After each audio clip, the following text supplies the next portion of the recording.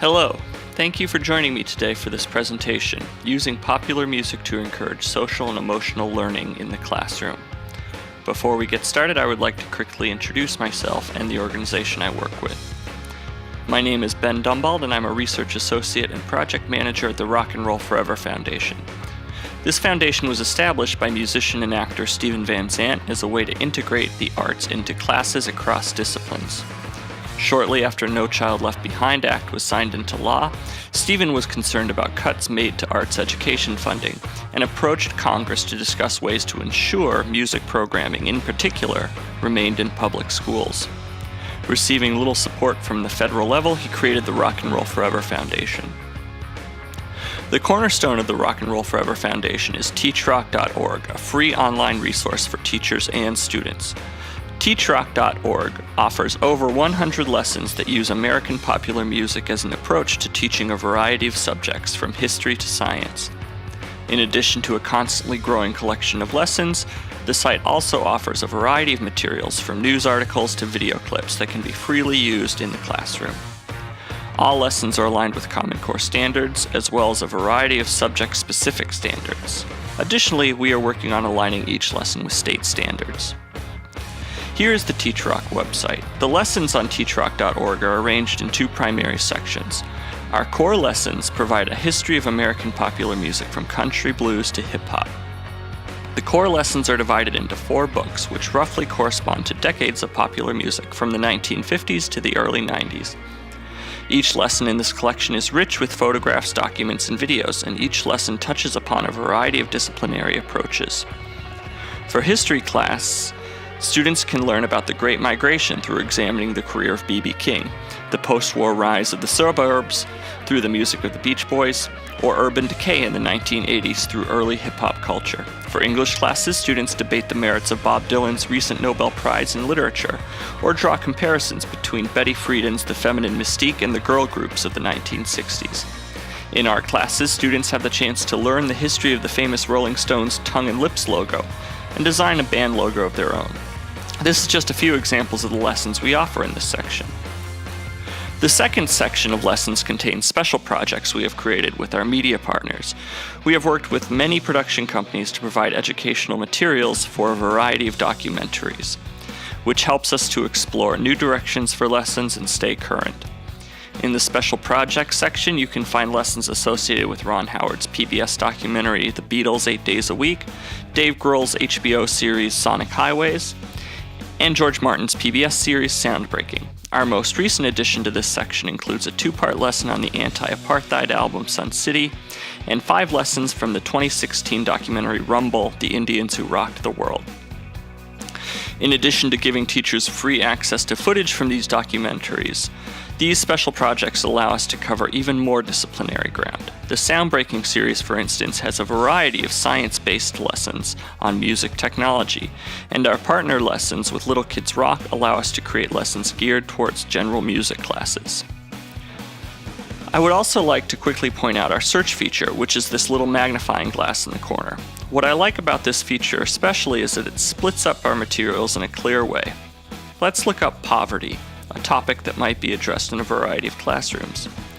Very quickly, we see a variety of resources, lessons, illustrations, videos, and articles, all that address the issue.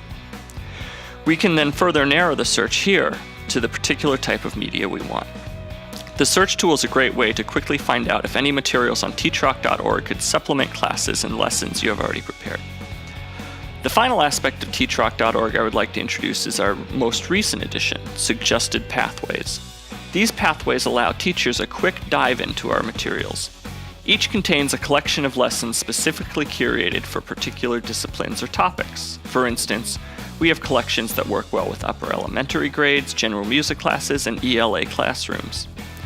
Also offered are topic-based collections, such as our guitar history and music and social justice movements collection.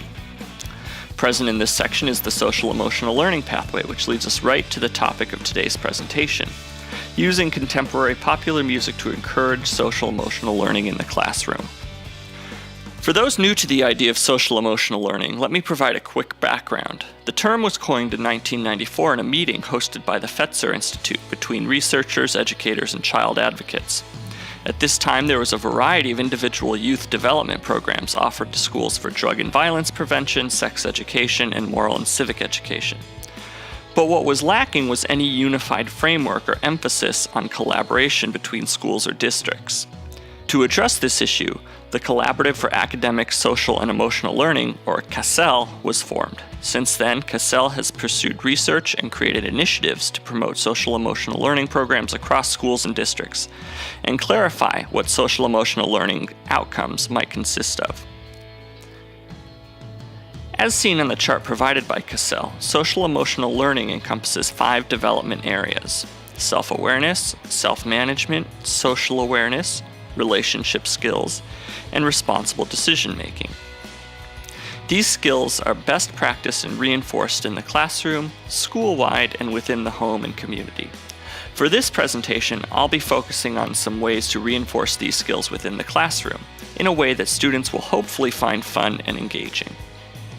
Right now, we offer 5 lessons that incorporate social-emotional development areas, and we are in the process of building more.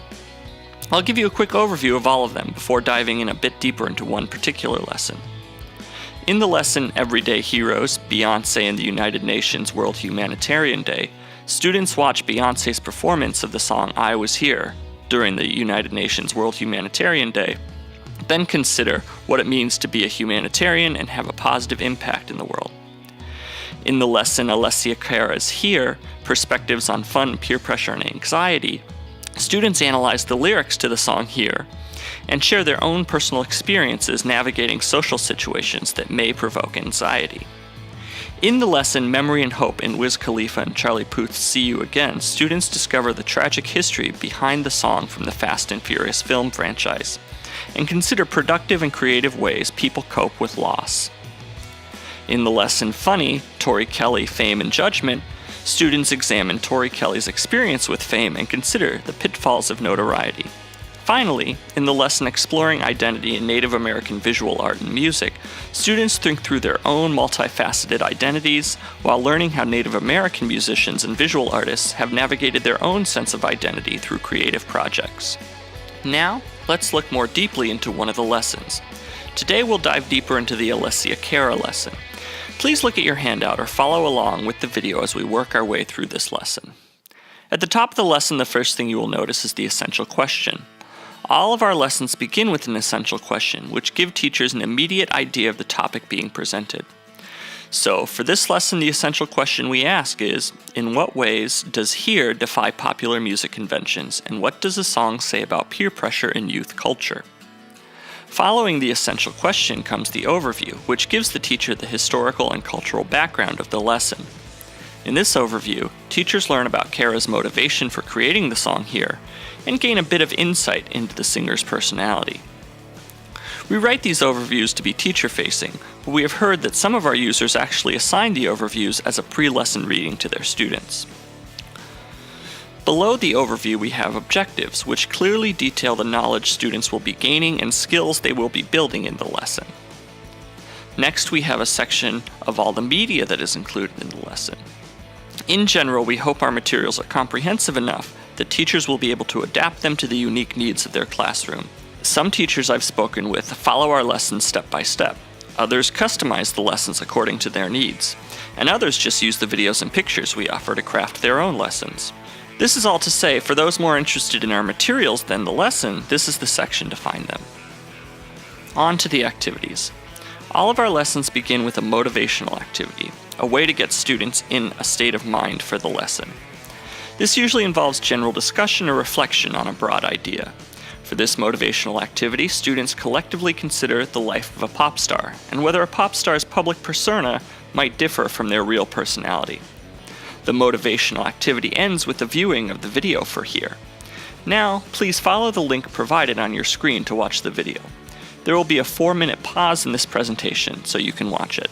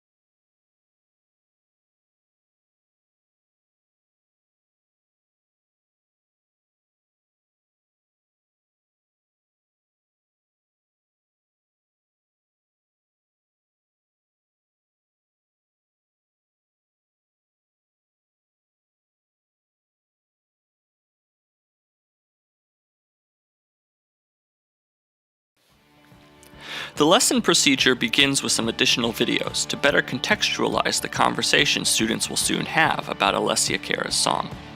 Teachers can play as many or as few of the videos as they want. The idea that should come across in the classroom is that throughout history, rock and pop music is often associated with dancing and partying.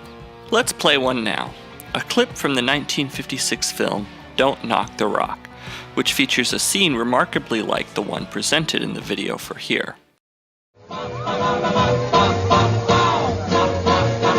Honey, honey, honey, you're so right for me. You're my honey, my little honey. Honey, honey, honey, you're so right for me. You're my honey, my little honey. So alright, it's hard to disappear. You're my honey, my little honey. Be my loving baby, 'cause you love just right for me. Honey, honey, honey, you love just right for me. Love so right, I never wanna be free. After watching some of these older clips, students enter into a discussion, either as a class or in groups. You can see some of the guiding questions teachers can ask to stimulate conversation about what's going on in these videos. The idea is to get students to consider the ways media might pressure people into determining what sort of activities are quote-unquote fun and what are not. Students might get the sense that Alessia Cara seems to be reacting to this pressure. She admits she'd rather be at home with her small group of friends than at a big party, which might even seem to contradict what some of the older videos seem to be telling the viewer. The final few questions compel students to place themselves into the conversation. What activities does the media today promote as fun? Do you think such activities are fun? After this conversation, students dive deeper into Cara's song with a 5 W's activity. I've allotted about 2 minutes in this video to allow you to look at the handout titled The 5 W's of Here. Be sure to read the lyrics.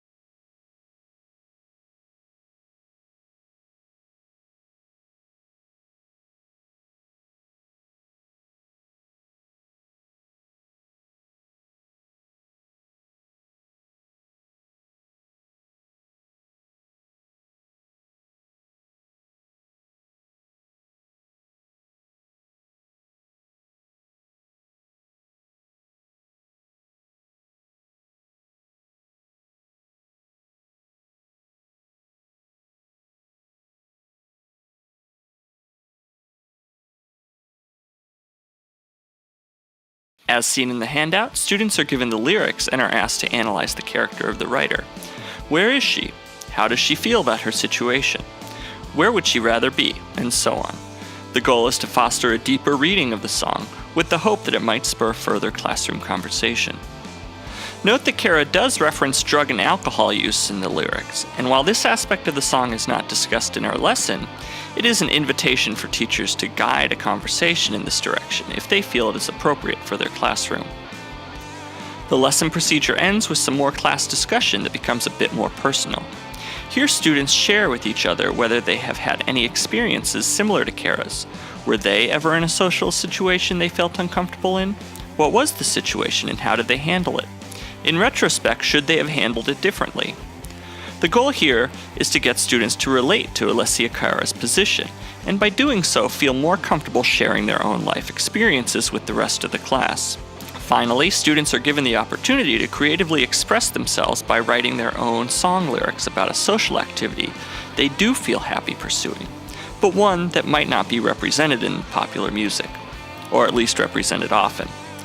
I'm still waiting for a teacher to send me a student-penned song about playing board games. All of our lessons end with a summary activity, which closes out the lesson. In this lesson, students finish up talking about their own experiences and turn to their musical tastes. Do they know of any songs similar in message to here? What kind of people might respond positively to the song? Could Alessia Cara's song inspire people to make better decisions when it comes to social situations? Following up the lesson is a section of handouts.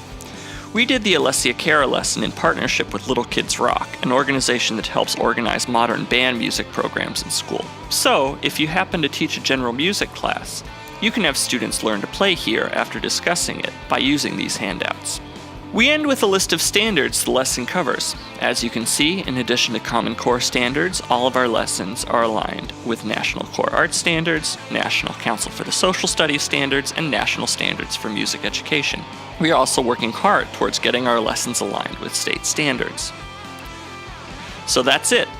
I hope it's clear how social emotional learning outcomes were really on the forefront of our minds when we crafted this lesson. Turning back to the chart, we can see how, by seriously engaging with Alessia Cara's here, students can cover a variety of social emotional learning outcomes. By thinking through what social situations they are comfortable or uncomfortable in, they develop self-awareness. By talking through how they might navigate difficult social situations, they develop social awareness and self-management skills. And by discussing the ways media might pressure people into social situations they are not comfortable with, students hopefully will develop responsible decision-making skills. Please check out the rest of the social emotional learning lessons teachrock.org offers, or check out the site in general. I have listed my contact information as well. Feel free to reach out if you have any questions or would like to arrange a professional development seminar in your school or district. And thanks again for watching this presentation.